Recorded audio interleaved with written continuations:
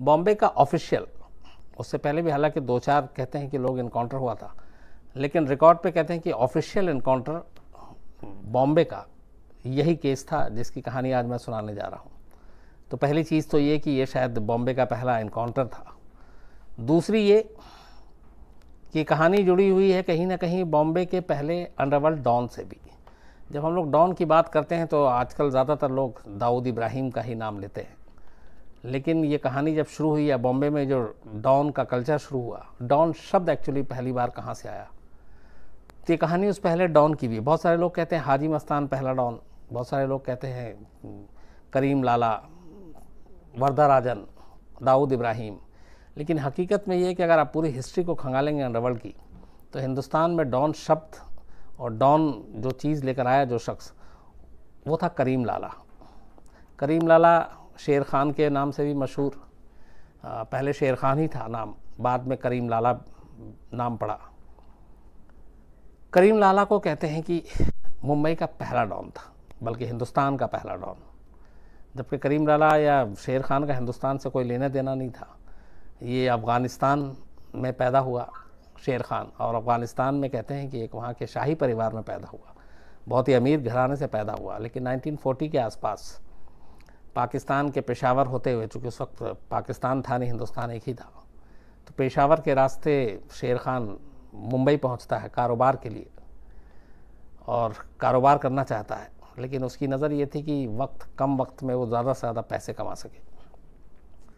तो करीम लाला हिंदुस्तान आता है और धीरे धीरे वो अपना बिज़नेस शुरू करता है, लेकिन बिज़नेस के आड़ में दरअसल वो स्मगलिंग का काम करता है, डायमंड, गोल्ड, डॉक पे और बाकी दूसरी जगहों से जो समंदर के रास्ते। और यहाँ तो उस वक्त तस्करी सबसे बड़ा धंधा हुआ करता था, तो तस्करी के धंधे में काफ़ी कमाई हुई।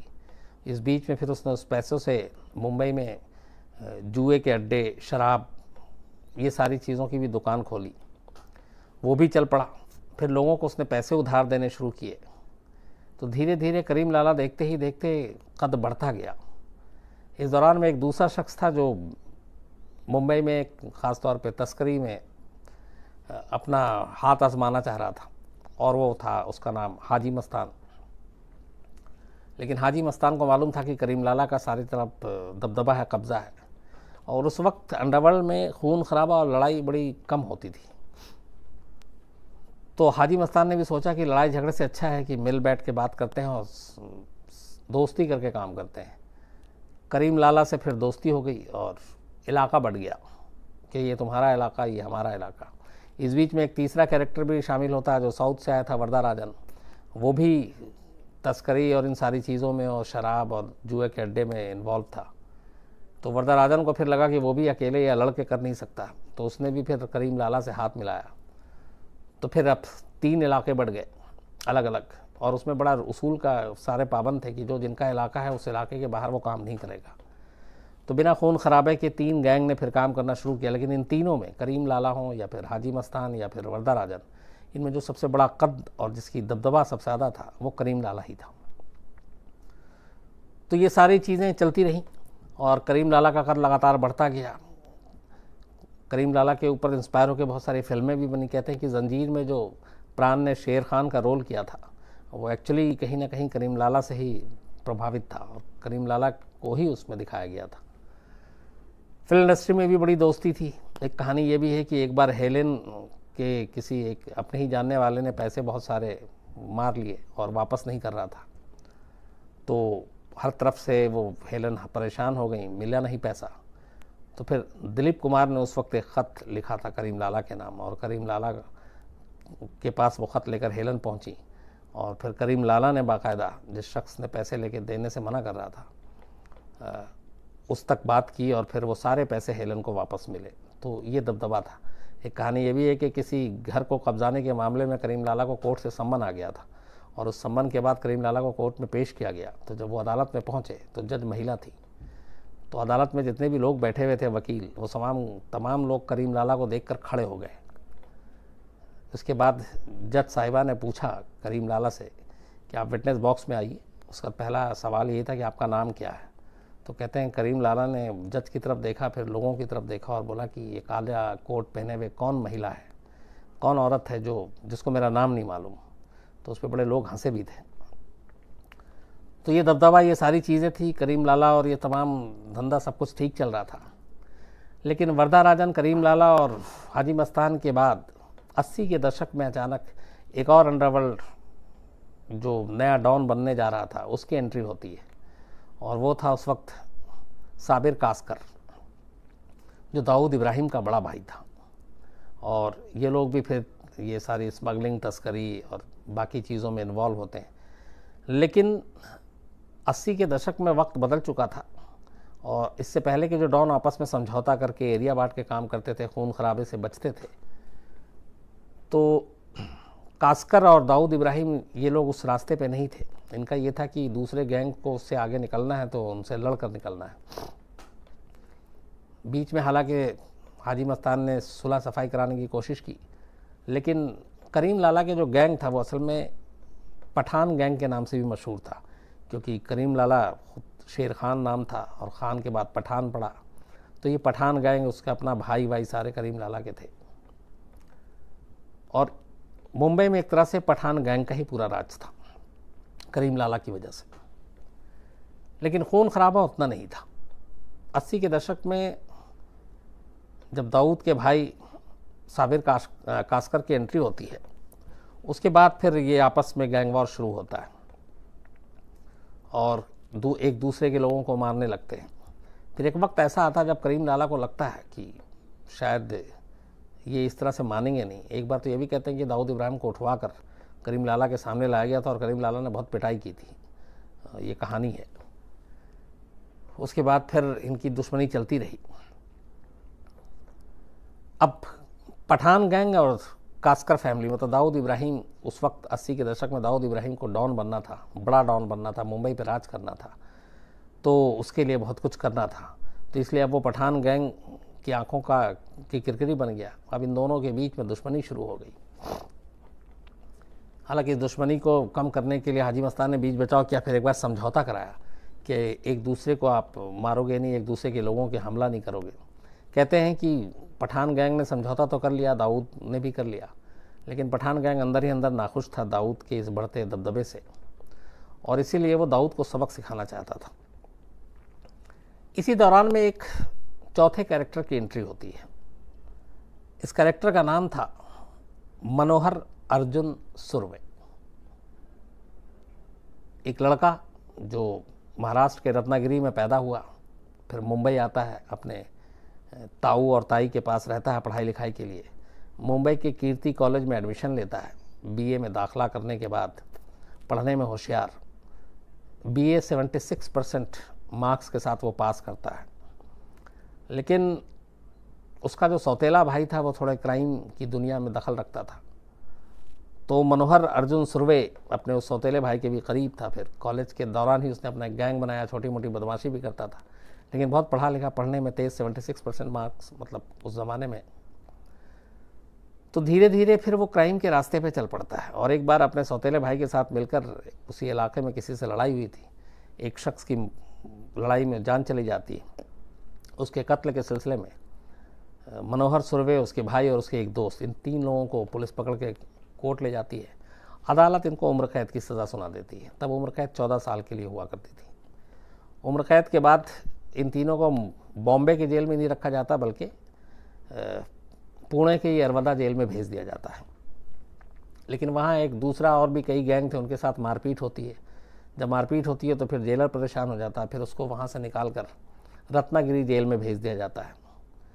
9 साल बीत जाते हैं जेल के अंदर रहते रहते। 9 साल के बाद एक दिन मौका मिलता है और मनोहर सुर्वे जेल से भाग जाता है।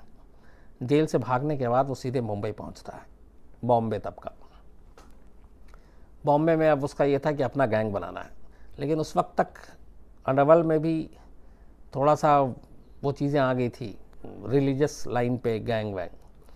तो कोशिश करता है कि वो दाऊद इब्राहिम के गैंग में शामिल हो, वहाँ जगह नहीं मिलती, पठान गैंग में शामिल हो, वहाँ जगह नहीं मिलती। तो ये छोटी छोटी वारदात करता रहता है और कुछ लोगों को मारता भी है, सरकारी बैंक को लूटता है, ख़जाने को लूटता है, गाड़ियाँ चुराता है और अपने दुश्मनों को ठिकाने लगाता है।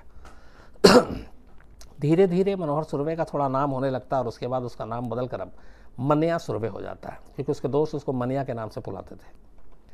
तो मन्या सुरवे की जब ये किस्से कि एक बहुत ही नया लड़का आया है जो बड़ा डेयरिंग है, पठान गैंग तक पहुंचती है इसकी कहानी। पठान गैंग दाऊद इब्राहिम और उसके भाई से उस वक्त तक समझौता तो कर चुकी थी, लेकिन पठान गैंग किसी तरह से सबक सिखाना चाहती थी और इसीलिए उसने अब सोचा कि चूंकि हाजी मस्तान के साथ बात हो चुकी है, समझौता हो चुका है, तो ऐसा करते हैं कि कोई किसी एक नए लड़के को ये काम दिया जाए जो दाऊद के बड़े भाई को ठिकाने लगा सके।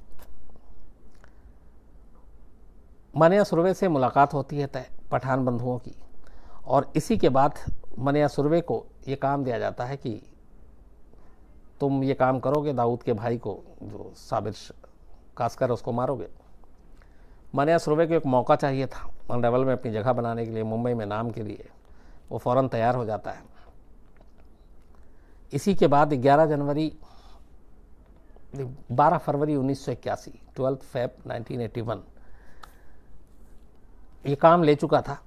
मुंबई के सिद्धिविनायक मंदिर के पास अक्सर रात को दाऊद का भाई साबिर कासकर पहुंचा करता था।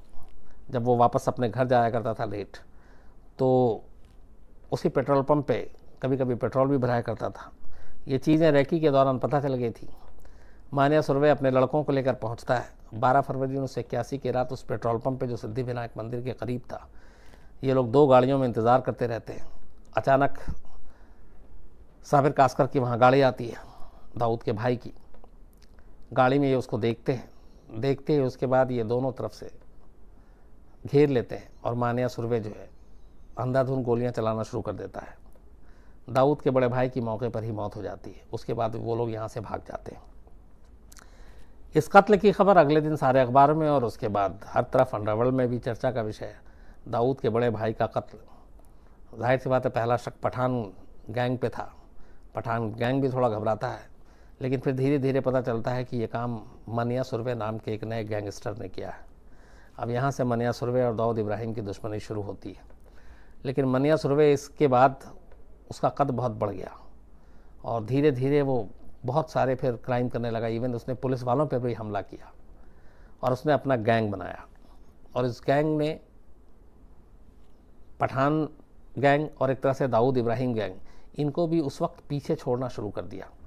अब इसको लेके इन दोनों गैंग में भी बेचैनी हो गई कि एक नया आया है और जिसकी वजह से हमारी ज़मीन खिसकती जा रही है। और मन्या सुरवे का क्राइम लगातार बढ़ता जा रहा था, यहाँ तक कि बॉम्बे पुलिस भी उस वक्त परेशान हो गई। पहले ही वो 80 से लेकर 84 तक पठान, बल्कि 84 नहीं 80 और 81 के दौरान में पठान गैंग और दाऊद इब्राहिम गैंग के बीच में होने वाले खून खराबे से मुंबई पुलिस परेशान थी। दोनों को वार्निंग भी दिया गया। अब उधर मन्या सुरवे भी एंट्री ले लेता है, तो बॉम्बे पुलिस के लिए अब 3 तरफ से परेशानी थी। और इन्हीं सब चीज़ों को देखते हुए बॉम्बे पुलिस ने फिर ये फैसला किया था कि अब बहुत हुआ, इस गैंग को रोकने के लिए कुछ कड़े कदम उठाए जाएंगे। उन्होंने बाकायदा इन गैंग को सबको मैसेज भी भिजवाया गया। और फिर हुआ कि पहला जो इसको रोका जाए वो है मन्या सुरवे। तो मन्या सुरवे को ठिकाने लगाने के लिए एक स्पेशल टीम बनाई गई और इस टीम को लीड किया था इसाक बागवान करके एक वहाँ पे उस वक्त अफसर थे क्राइम ब्रांच में। और ये हुआ कि हल यही है कि इसका एनकाउंटर किया जाए। इसके बाद धीरे धीरे करके मन्या सुरवे के एक लोगों को जो उसके गैंग के थे पकड़ा गया, उठाया गया, कुछ को मारा गया। लेकिन मन्या सुरवे का सुराग नहीं मिल रहा था। वो लगातार अपने जैसे से साथी पकड़े जाते, वो अपना जगह बदलता जाता। बीच में वो मुंबई छोड़कर भाग गया, फिर वापस आया, फिर अलग अलग ठिकानों पे जगहों पे रहने लगा। और ख़तरनाक इतना था कि अगर वो उसे पता चल जाता कि कोई हमला कर रहा है या पुलिस वाले हैं, तो वो गोली चलाने से भी नहीं हिचकता। तो उसके इस ख़तरनाक होने के इस सबूत को देखते हुए पुलिस भी बड़ी एहतियात के साथ उसका पीछा कर रही थी, सुराग ढूंढ रही थी। लेकिन लगभग दाऊद इब्राहिम के बड़े भाई के कत्ल को 1 साल बीत गए। मन्या सुरवे के गैंग के ज़्यादातर लोग पकड़े गए, मन्या सुरवे का सुराग नहीं मिल रहा था। इसी बीच में तारीख आती है एक 11 जनवरी 1982। बड़े भाई की मौत के बाद दाऊद इब्राहिम का अब एक ही मकसद था और वो ये था कि अपने बड़े भाई की मौत का बदला लेना, और उसे पुख्ता सबूत मिल चुका था कि ये काम मनिया सुरभे ने किया, काम कराया पठान गैंग ने। तो पठान गैंग के बहुत सारे लोगों के साथ दाऊद इब्राहिम की मुठभेड़ हुई। कहते हैं दर्जन से ज़्यादा लोग मारे गए। एक एक करके दाऊद उन सबको निपटाता गया। जिन जिन लोगों को भी उसे शक था कि उसके बड़े भाई की मौत में ये लोग शामिल थे, उन सबको एक एक करके वो मारता गया। लेकिन असली कातिल जिसने गोली चलाई थी वो मनिया सुरभे था, और वो दाऊद के हाथ नहीं लग रहा था, यहाँ तक कि बॉम्बे पुलिस के हाथ नहीं लग रहा था। यहाँ ये भी कहते हैं कि उस वक्त दाऊद इब्राहिम के बॉम्बे पुलिस से रिश्ते बड़े अच्छे थे, इसलिए कि पठान गैंग का जो है वो बढ़ रहा था दबदबा, और बॉम्बे पुलिस पठान गैंग के दबदबे को कम करना चाहती थी। अब यहाँ पे भी खेल होता है सब। अब कम करने के लिए उसे चाहिए था एक कोई दूसरा मोहरा। तो लगा कि दाऊद गैंग अभी नई है, उठेगी, तो पठान गैंग को नीचे लाने के लिए दाऊद गैंग ही बेहतर है। तो बॉम्बे पुलिस ने कहते हैं कि दाऊद गैंग को थोड़ा सा प्रमोट करना शुरू किया पठान गैंग को ख़त्म करने के लिए। यहीं पे बॉम्बे पुलिस ने गलती भी की, क्योंकि पठान गैंग तो उसके बाद धीरे धीरे ख़त्म हो गया, लेकिन उससे बड़ा सरदर्द बन गया दाऊद इब्राहिम, जिसने 93 किया। लेकिन उस वक्त तक ये एहसास नहीं था बॉम्बे पुलिस को। तो पठान गैंग और दाऊद गैंग में लड़ाई चल रही थी। बॉम्बे पुलिस ने पठान गैंग के ख़ात्मे के लिए दाऊद को थोड़ा सपोर्ट किया। अब इस दौरान में दाऊद की चूँकि मुंबई पुलिस में अच्छी दोस्ती थी, उसको किसी भी कीमत पे मनिया सुरभे चाहिए था, और सारे लोग लगे हुए थे। इसी दौरान दाऊद के ही एक ख़ास गुर्गे ने 11 जनवरी 1982 को बॉम्बे पुलिस के उस टीम को इन्फॉर्मेशन दी, जिस टीम को मनिया सुरभे का इनकाउंटर करने के लिए कहा गया था, और उसे कहा कि आज मनिया सुरभे जो है दोपहर को करीब 1:30 बजे के आसपास वडाला एरिया में अंबेडकर कॉलेज जंक्शन के पास आएगा, और टैक्सी से आएगा। खबर उसकी एकदम पुख्ता थी, और वो वहाँ पे एक ब्यूटी पार्लर है उस पार्लर में अपनी गर्लफ्रेंड से मिलने आ रहा है। उस ब्यूटी पार्लर से उसको अपनी गर्लफ्रेंड को पिक करना, और फिर वो दोनों कहीं चले जाएंगे। मनिया सुरभे के बारे में जब पुलिस ने तफ्तीश की थी तब ये पता चला था कि उसकी एक गर्लफ्रेंड है, लेकिन वो गर्लफ्रेंड कौन है ये नहीं मालूम था तब तक, ताकि उसके ज़रिए मनिया तक पहुंचा जाए। और मनिया ने भी इस बात का पूरा ख्याल रखा था, लेकिन उस मुखबिर को ये सारी चीज़ें मालूम थी। तो 11 जनवरी 1982 को उस मुखबिर ने पुख्ता जानकारी दी कि आज ये वडाला इलाके में अंबेडकर कॉलेज जंक्शन के पास टैक्सी से आएगा, 1:30 से 2 के बीच में आएगा, और अपनी गर्लफ्रेंड को लेकर जाएगा। खबर सुनते ही पूरी क्राइम ब्रांच की टीम जो है 3 टीमों में, जिसमें 18 लोग शामिल थे, 18 अफसर हथियार से लैस होकर अंबेडकर कॉलेज जंक्शन के चारों तरफ फैल जाते हैं और वक्त का इंतज़ार करते हैं। ठीक करीब 1:30 बजे के आसपास एक टैक्सी से मनिया सुरभे उतरता है। चूँकि उसकी तस्वीर और ऑलरेडी वो जेल में रहा था, कोर्ट में पेशी हुई, पुलिस ने गिरफ्तार किया था, तो मनिया सुरभे को देख के ही पहचान जाते हैं। लेकिन तब तक मनिया सुरभे भी इन सादी वर्दी में मौजूद पुलिस वालों को देखकर समझ जाता है कि ये पुलिस वाले और उसी के लिए आए। कहते हैं इसी के बाद वो फटाक सा अपना रिवॉल्वर निकालता है, लेकिन इससे पहले कि वो गोली चलाता, इसाक और उनके एक साथी पहले से जो तैयार थे वो सीधे मनिया सुरभे का निशाना लेते हैं और गोली दाग देते हैं। 5 गोली उसके सीने पे मारी जाती है, 1 गोली उसके गर्दन पे लगी थी। मनिया सुरभे वहीं पे ढेर हो जाता है। उसके बाद उसे उठाते हैं, लेकिन वो तब तक मरा नहीं था। फिर उसको पुलिस की गाड़ी में डाला जाता है, और वहाँ से एक सवाई या कोई एक हॉस्पिटल है जो मुश्किल से 10 से 12 मिनट की दूरी पे है, तो उसको 10 से 12 मिनट में उस हॉस्पिटल में पहुँच जाना चाहिए था। लेकिन गाड़ी में डालने के बाद और गाड़ी वहाँ से जब चली 30 मिनट तक वो गाड़ी हॉस्पिटल नहीं पहुँचती है, बल्कि वो गाड़ी बहुत ही स्लो और सड़क पे ही घूमती रहती है। वो कहते हैं इसके पीछे यही वजह थी कि मनिया सुरभे की सांसें चल रही थी इतनी गोली खाने के बाद भी, और पुलिस की टीम नहीं चाहती थी कि मनिया सुरभे जब हॉस्पिटल में पहुँचे तो वो ज़िंदा हो और डॉक्टर उसका इलाज करें और वो ठीक हो जाए। तो पुलिस चाहती थी कि जब ये आखिरी सांस ले चुका हो तब इसको हॉस्पिटल ले जाएंगे, और इसीलिए जो 10-12 मिनट का सफ़र था, जो 10-12 मिनट की दूरी पे हॉस्पिटल था, वहाँ तक पहुँचने में पुलिस को उस वक्त 30 मिनट लगे। जबकि ऐसे सिचुएशन में जहाँ पे किसी की जान को ख़तरा है और बुरी तरह गंभीर से रूप से घायल है, ज़ख्मी है, तो गाड़ी की स्पीड अपने आप तेज़ हो जाती है, जैसे एम्बुलेंस जिस तरीके से भागती है। लेकिन यहाँ पे उल्टा था, तो उसकी वजह यही थी, कहा जाता है कि ये श्योर करना था कि इस एनकाउंटर में मनिया सुरभे बचना नहीं चाहिए। तो वही हुआ, जब वो हॉस्पिटल पहुंचा तब तक मनिया सुरभि की मौत हो चुकी थी। इसके बाद इस मनिया सुरभि की मौत अगले दिन सारी तरफ सुर्खियों में थी। और इस मौत से सबसे ज़्यादा फ़ायदा हुआ दाऊद इब्राहिम को, क्योंकि दाऊद इब्राहिम को मनिया सुरभि से एक वक्त में ख़तरा हो गया था कि ये जिस तेज़ी से बढ़ रहा है तो शायद ये उसके गैंग को भी पीछे छोड़ दे। दूसरी चीज़ जो सामने आई बाद में वो ये कि मनिया सुरभि के इस एनकाउंटर के लिए दाऊद इब्राहिम ने भी पुलिस की मदद की, और जो मुखबिर जिसने खबर दी थी पुलिस को वो दाऊद का ही आदमी था, और दाऊद ने ही ये मैसेज पुलिस तक पहुंचाया, और दाऊद के कहने पे ही पुलिस मनिया सुरभि का एनकाउंटर करने के लिए तैयार बैठी थी। तो 11 फरवरी 1982 को मनिया सुरभि का एनकाउंटर हुआ। उसकी मौत के बाद फिर 1982 में दाऊद का एक तरह से अपने बड़े भाई की मौत का बदला पूरा हुआ। मनिया सुरभि के बाद अब मुंबई की सड़कों पर खून खराबे का दौर बहुत तेज़ी से बढ़ गया अब, क्योंकि अब एक मनिया सुरभि हट चुका था, अब सिर्फ बचा जो पठान गैंग और दाऊद। और यहीं से कहते हैं कि दाऊद का उत्थान शुरू हुआ। दाऊद ने एक एक कर पठान गैंग के लोगों को निशाना बनाना शुरू किया। हाजी मस्तान बीच में आया, लेकिन फिर हाजी मस्तान की भी बात नहीं सुनी, और तब तक हाजी मस्तान भी इन चीज़ों से किनारे होकर एक तरह से राजनीति और बाकी चीज़ों में जाने का रास्ता था। करीम लाला जो इस पूरे पठान गैंग के मुखिया थे, उम्र हो गई थी लगभग उस वक्त 70-72 के आसपास, तो वो भी धीरे धीरे बाकी उसके भाई और वो सारे गैंग चला रहे थे। लेकिन अपने भाई का बदला लेने के लिए करीम लाला के सगे छोटे भाई को भी दाऊद इब्राहिम ने मार डाला, और इसी के बाद पठान गैंग से उसकी दुश्मनी और तेज़ हुई, जिसके बाद दोनों तरफ के बहुत सारे लोग मारे गए। हर दिन मुंबई की सड़कों पर एनकाउंटर होता था दोनों गैंग के बीच, पुलिस भी परेशान थी, और ये सिलसिला चलता रहा लगभग 85-86 तक। उसके बाद धीरे धीरे पठान गैंग पूरी तरह से लगभग ख़त्म हो गई।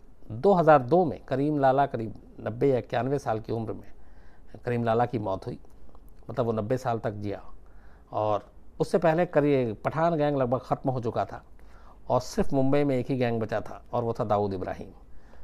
90 तक दाऊद इब्राहिम का राज चला, लेकिन 93 मुंबई सीरियल ब्लास्ट से जस्ट पहले दाऊद ने मुंबई छोड़ दिया, क्योंकि उसे मालूम था अब क्या होने जा रहा है। और तब से दाऊद आज तक हिंदुस्तान के कानून को उसको तलाश है, वो मिला नहीं है।